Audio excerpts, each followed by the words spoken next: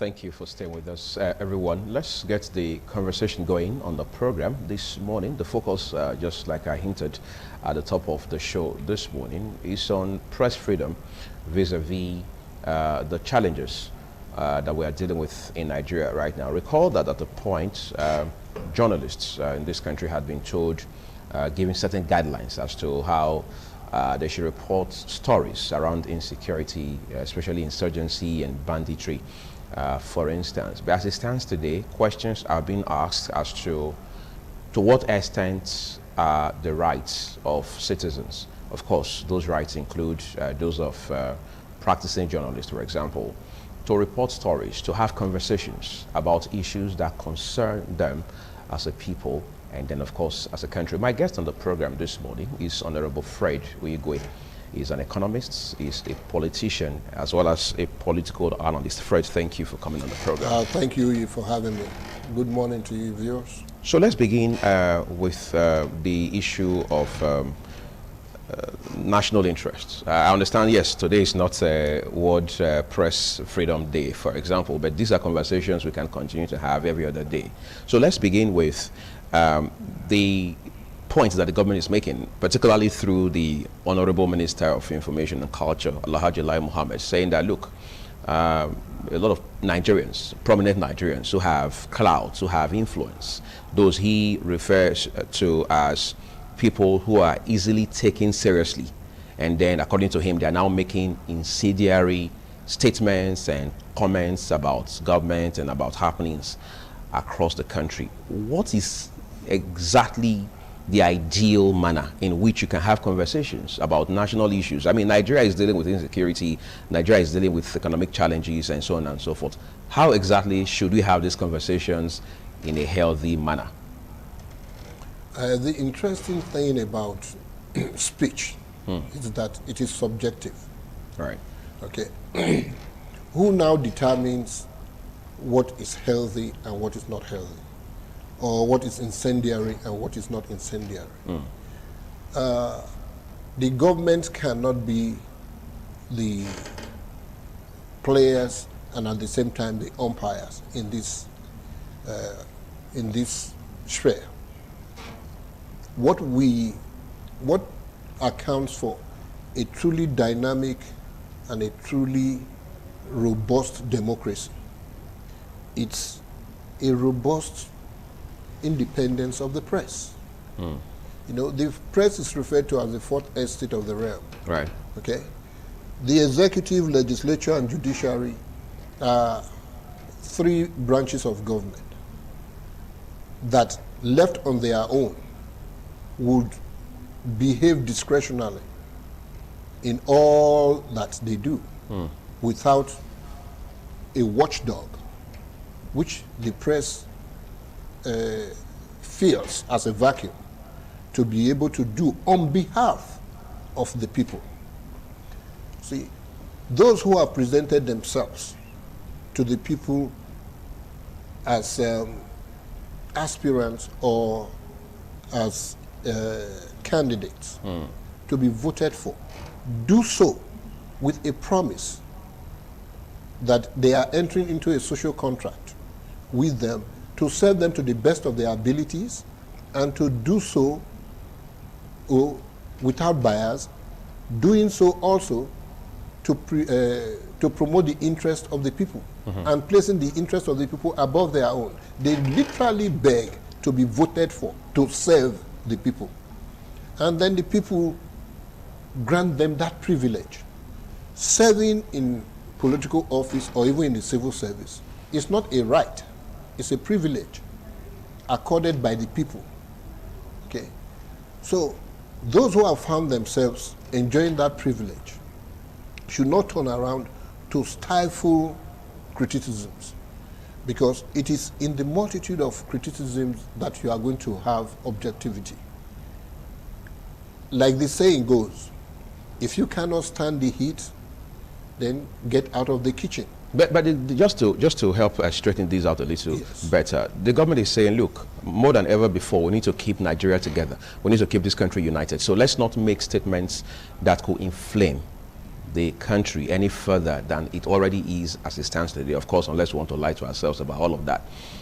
At what point should the government steps on its brakes? Because now the Minister of Information is saying, look, we are left with no option than to give red card, issue red card, quote and unquote, to radio and TV stations across the country. Of course, just a matter of barely a fortnight ago, there was an interview on a different television station that has again provoked all of these conversations we are having about freedom of the press and so on and so forth. Of course, there's no right thinking in Nigeria that expects that we should be discussing classified information here, for example, maybe some defense strategies, for instance. But people will have regular, everyday conversations that directly affect their lives as a people.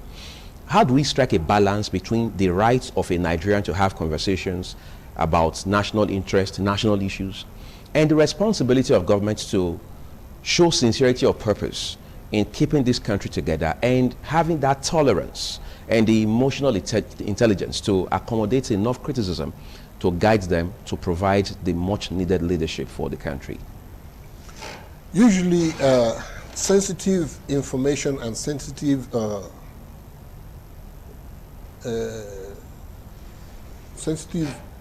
works or sensitive activities of the government are classified. And anything that is not classified should be open to discuss.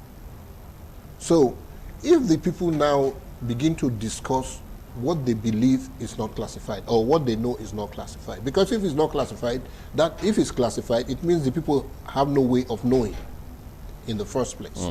So what they do know, they should be free to discuss. Freedom of speech and freedom of expression, it's one of the fundamental human rights, to which Nigeria is a signatory to, that the United Nations promotes. Okay, we are a signatory to it, and we should not be gaggling. We should not be gagging the ordinary citizen. Because if we are going to have a true democracy, if there's going to be sincerity of purpose, then you must allow people to discuss what they feel, how they feel about what is going on. Okay? The danger I see in censoring or trying to stifle the press is that it now leaves room for other opportunities like social media to create and invent gossips. Because if that becomes the only source, then it's the source that the people are going to rely on. But if you allow the press to do their work like they are supposed to do, the press is supposed to be actually independent. Right. And having thought about this long and hard, I believe it is a misnomer. It's for the government to be in the position, when I mean the government, I'm talking about the executive now, the executive arm of government, to be in the position to appoint or relieve appointments of those who are in the Nigerian Broadcasting Corporation. Because there will be bias. If we want a democracy that works, then all elements that could give a rise to abuses and biases will have to be eliminated. And to do that, those things need to be incorporated in the Constitution. And that is why we are calling for restructuring. See, when people are talking about restructuring, people are somewhat myopic about it. I mean, those who oppose it. Yes. It goes more than resource control, which is what a whole lot of people believe restructuring is supposed to mean. It includes, for example, establishing an independent electoral commission that is elected rather than appointed. And then a national broadcasting commission with the commissioners who are appointed. Same goes for EFCC. If you have that, then you begin to enjoy true independence of umpires. in the watching and the conduct of regulation of the yes, media space, on right? the media space and in the regulatory bodies. Regulatory bodies should be independent, and we have to be creative. Do we see that independence as it stands right now?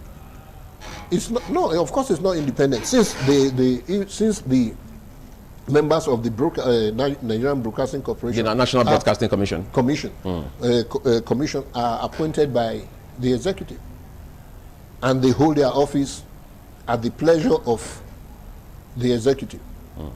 You know, that should not be the case. I want to bring something to your attention quickly, just to expand the narrative a little further.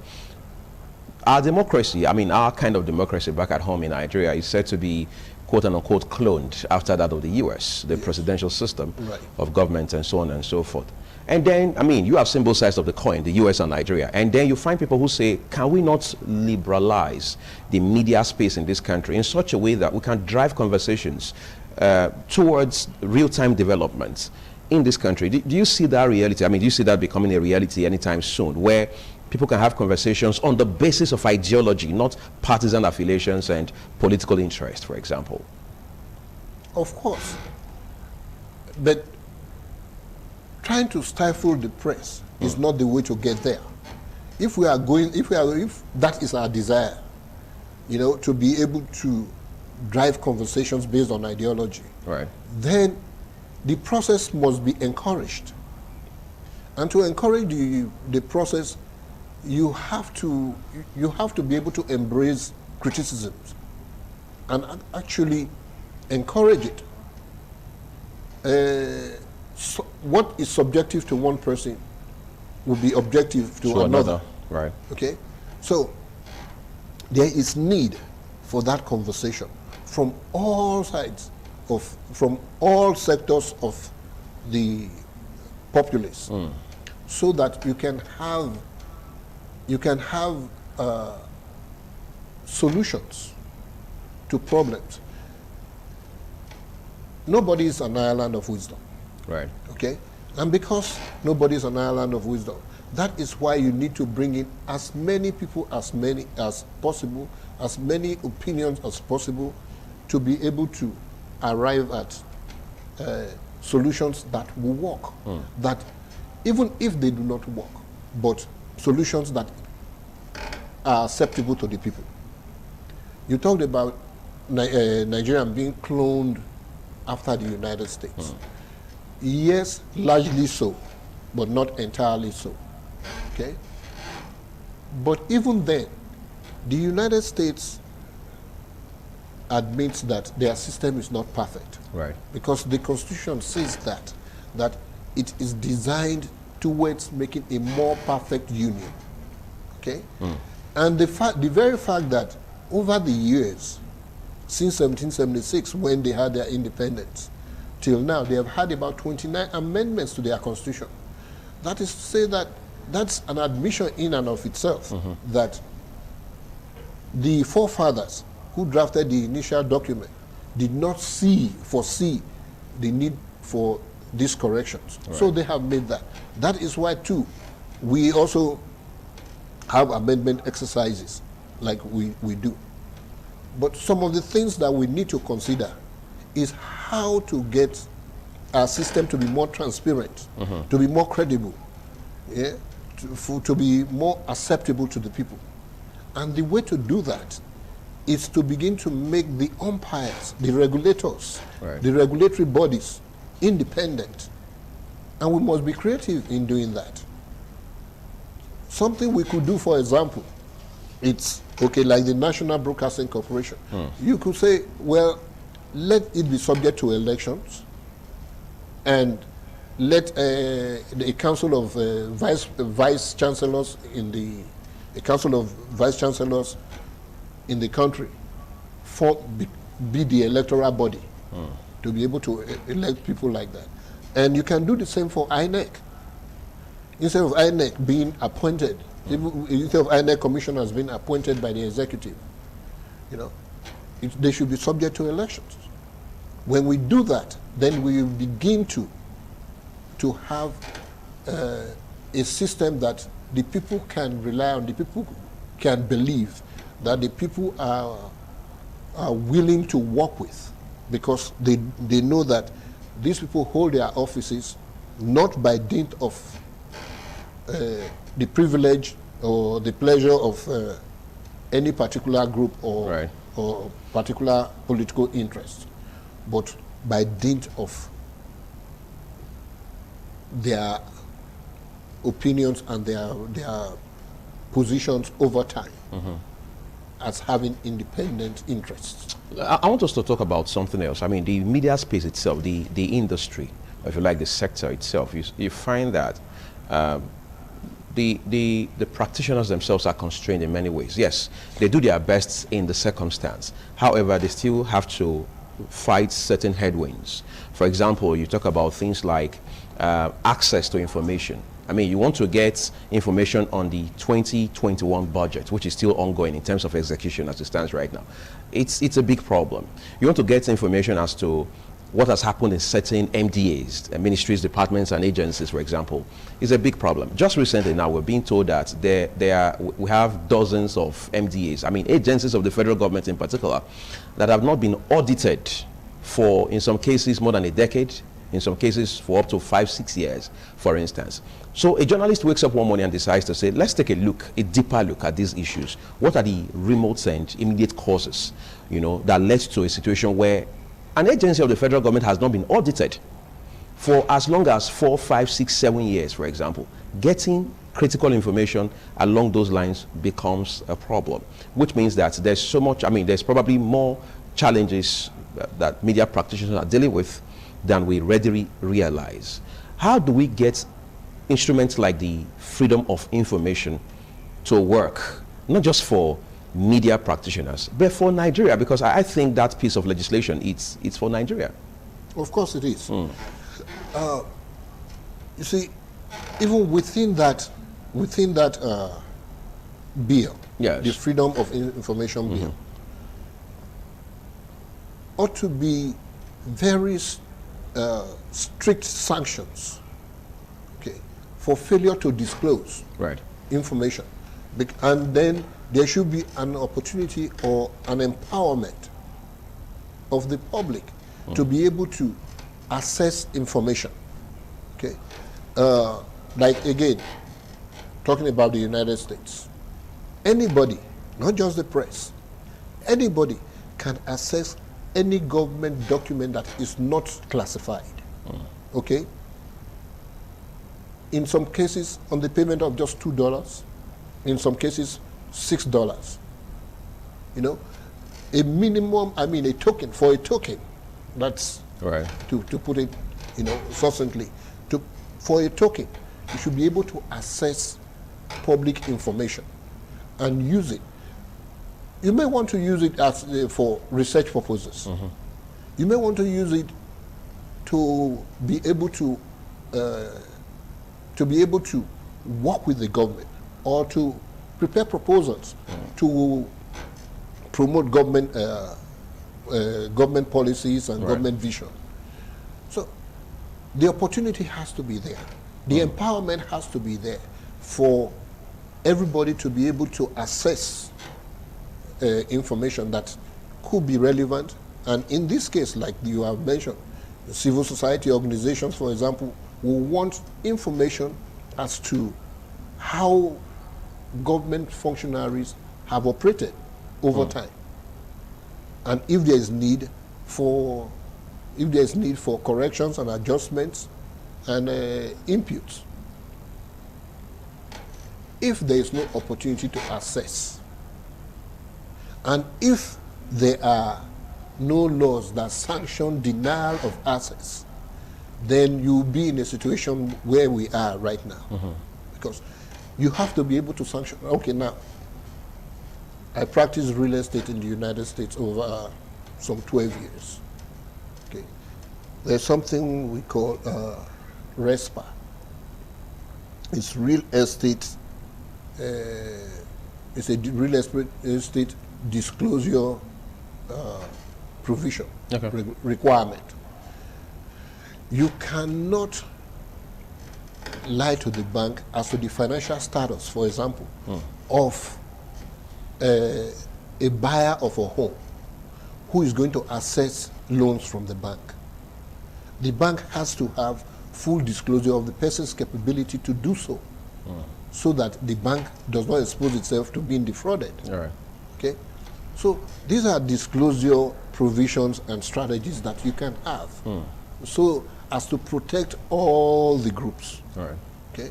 Just like the realtor, for example, cannot hide from his principal information that he or she has discovered in the process of trying to purchase a property on his behalf. So you have to share all the information you get and let the principal take decisions. Right. So that is where we need to be when it comes to assessing information and disclosing information. First, those who are in need of information, those who desire to access information, must be empowered to be able to do so. Those who are in possession of information must be compelled to disclose, to provide such information. Okay? And those who regulate all of this, Right. must be seen to be fair in executing that. And finally, there must be strict sanctions for failure to disclose. Talking about disclosure now, I mean, it's no brainer that if government were to be more transparent and open about their operations, it would be better for free speech and, of course, for governance overall. Again, sadly, that hasn't been the case for almost forever. However, you realize that as it stands today in Nigeria, whether at the local, state, or federal level, if a journalist wakes up and decides to do a report, maybe a special report or some sort of documentary on very critical aspects of our development, you realize that getting the angle of the government, whether it's a ministry, a department, or an agency, becomes an issue. What do you find most times? Officials who are directly connected with the narrative, in some cases, perhaps in most cases, avoid, they are not forthcoming to provide information along those lines. I'll give you an example. I've heard people talk about the issue of street lights in Benin. Okay. You drive all the way from Uluku by the terminals around Oviogi, for example, all the way down to Akbaba, to First Sekela by Sapler Road. There are no street lights at night. It's the same thing when you do, say, from Ramat Park, around the circles from Ikboba Hill, all the way down to the King Square, which, of course, we know as the center, as city center. There are no street lights. If you decide to do a report on that, for example, of course, with the goal of drawing the attention of the state government to it, most times the commissioner involved, or who is supposed to respond on behalf of the executive, as it were, can decide to not want to talk to the press about it.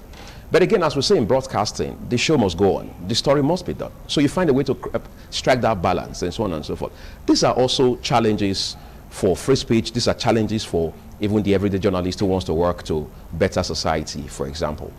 How much more work would we need to do along these lines to ensure that there is this sense of, as it were, synergy between the media people, practitioners, and of course government, because most times perhaps the bad blood here stems from the thinking on the part of government that the media is an enemy fighting the government, pulling down the government to ensure that the government never succeeds.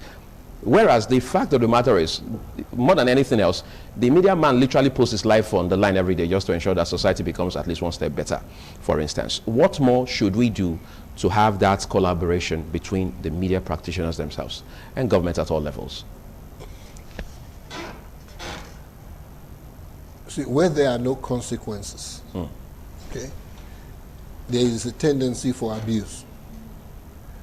And that is where we find ourselves. Okay. Coming to the example you gave about the stretches where there is no street light, where there are no street lights and all of that. Right now in the state, for example, we do not have commissioners. Okay? And there's supposed to be a commissioner for that ministry. And it would have been 10 months on the 12th of this month that we've not had commissioners. And the civil servants are by law not allowed to address political issues such as that. Okay? Only commissioners and the governor can do that.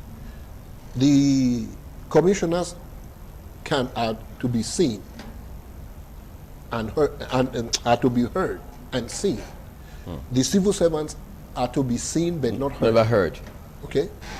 So now you have the governor having to answer for however many commissioners he's supposed to have, or however many ministries there are, 12 maybe, and that in and of itself is overwhelming. If you have a situation like you described, and you wanted to actually go to investigate, it will be difficult for you to reach the governor. Okay, it will be much easier for you to reach the commissioner. And if you were to go to that ministry today, you will not be able to discuss with the civil servants because they will not be forthcoming. It's not their position to defend or to go public on behalf of the government. So that is one drawback again in the governor not having appointed commissioners, because it stifles information. It makes it difficult for everybody else to access information, because he now becomes the only public relations officer for the government. He is the governor, he is the public relations officer, and nobody else. So, and he's able to do this because there are no consequences. Why are there no consequences? Because the press in and of itself, the press as we have, is not robust enough financially to be able to hold their own. Otherwise, these are issues that functionaries, elected officials, can be held to account for even after they leave office, because there would have been many violations. But because that has not been the practice, because many elected officials have been able to get away with such practices, and more come into power believing that they can do it.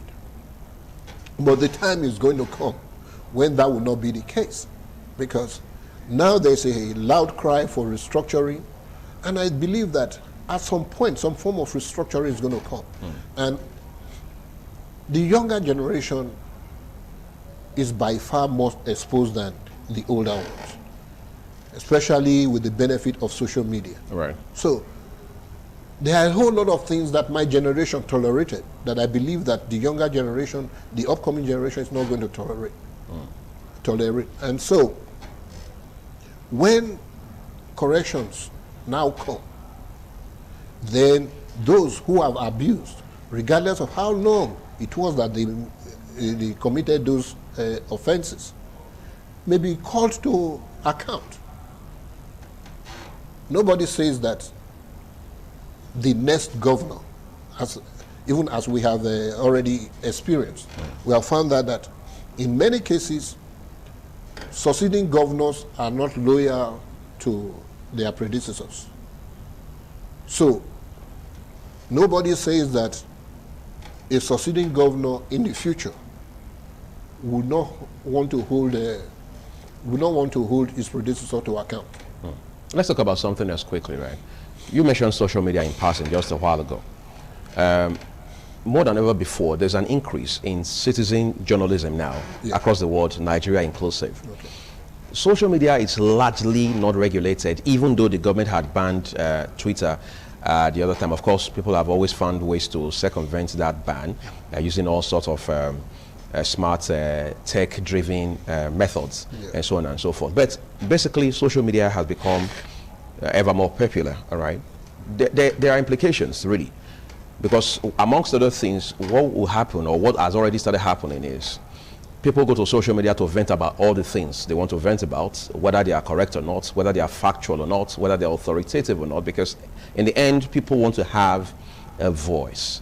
Is it not penny wise, pound foolish that we're trying to introduce rules and regulations that have innate tendency to stifle freedom of speech, not just for broadcasters or journalists, but of course for citizens overall? And then on the other hand, we have the same people, for the most part, running to social media to say, well, I couldn't do it here, let me find some space here to vent, and so on and so forth. How do we make sense of all of this? Because even in the US and other advanced countries, the social media is still not regulated, because it's a big work regulating social media. It's not as easy as regulating the traditional media means of broadcasting as we have it, radio and TV, for example. How do we have a government that is smart and witty enough to want to say, let's harness opinions on social media, for example, whatever media it is, and still be able to make sense of it all, still be able to have that tolerance and that, as it were, big heart to accommodate criticisms, whether they are convenient for us or not, and then be able to provide leadership for our people? I want to say that the very use of social media, the benefits of using social media far outweighs the disadvantages of social media. Okay. See, those who, in the past, it was much more difficult to understand the wave, the pulse of the public than it is today. Right. So today you can go to social media. If you have a robust surveying organization, then you can actually find out what the pulse, what the people are thinking from social media. And that is what you're supposed to use to your advantage. Because now you know the direction, you know the trend, you know the trajectory, and you can make adjustments to either fit or to counter. Right. If you think that the social media has it wrong, for example, then it's your opportunity to come out and present your own position to make corrections. There have been times when I have changed my own opinion based on what I read on social media or what I heard on TV. Haven't already formed my opinion. And that is the very essence of expression, and that is why freedom of expression has to be guaranteed. The government must be seen. You see, when governments come into office, they are looking at the traditional talking points of things to do. I'll give you water, I'll give you light, I will fix this road, I'll fix that road.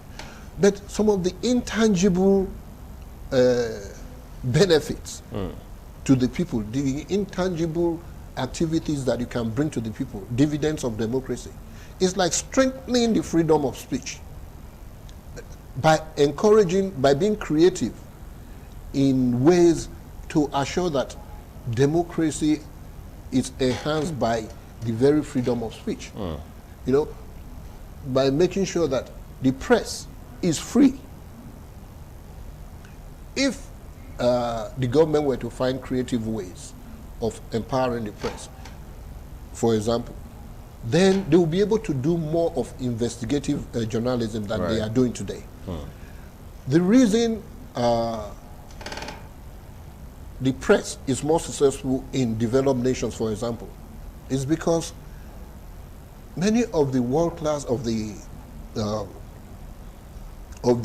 foremost and leading, I think that's the word I'm looking for, of the leading media organizations have found multiple income streams to support themselves, that they are not threatened by the governments.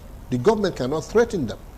They are robust financially enough to empower their presenters, to empower their anchor people, to make sure that they can go out and do pure investigation and be able to present that to the people, because the people want to know. Okay, like I was sharing this, like somebody was sharing with me this morning. How many governments, the federal government, the 774 local governments, and the 36 state governments in this nation actually on a regular basis, quarterly, semi-annually, or annually, come up with information as to the status of their finances. Okay? Revenues were telling the people about how much is generated. It's not just block amounts. A breakdown of the streams. The streams, yes.